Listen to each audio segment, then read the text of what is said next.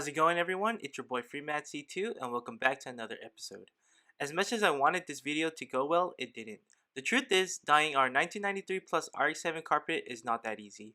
You've seen YouTube tutorials on dyeing automotive carpet using Rich's dye formula and the results were amazing. However, the experience I had doing this technique on our carpet was far from that.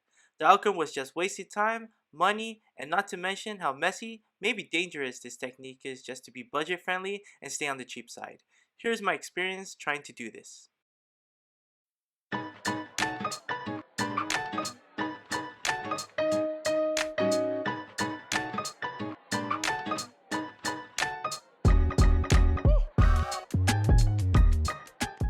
Just like you saw, most of the DIY on YouTube start off with boiling water and then mix in the Ritz dye.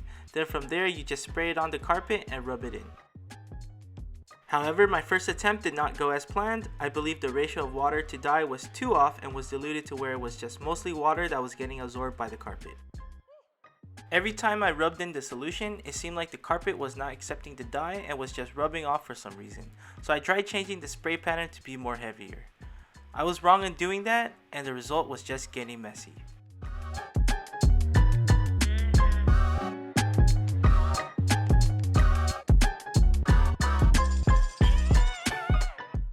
You can see here the carpet is rejecting the dye. Even with the dye being so diluted, I was expecting at least a slight color change. The firewall part, I know I sprayed a pretty good amount of dye, but the brown stayed intact.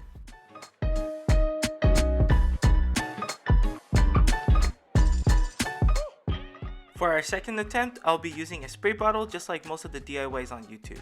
This will make the ratio more in favor of the dye. As you can see, this technique is actually working.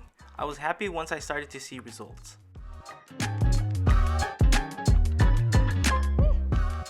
Then things started to not look good again. I started to notice that the carpet was still not accepting the dye for some reason.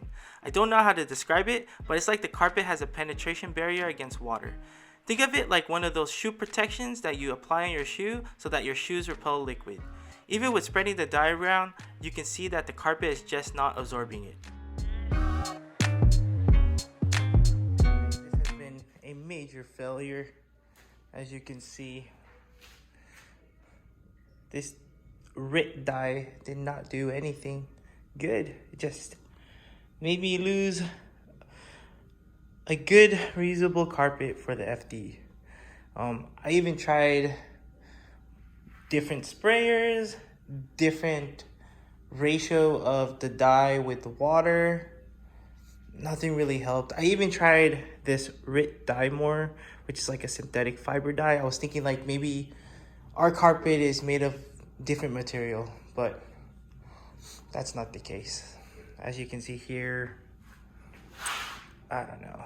I'm just very disappointed with how this came out. But there's only one thing left to do to fix this, and that is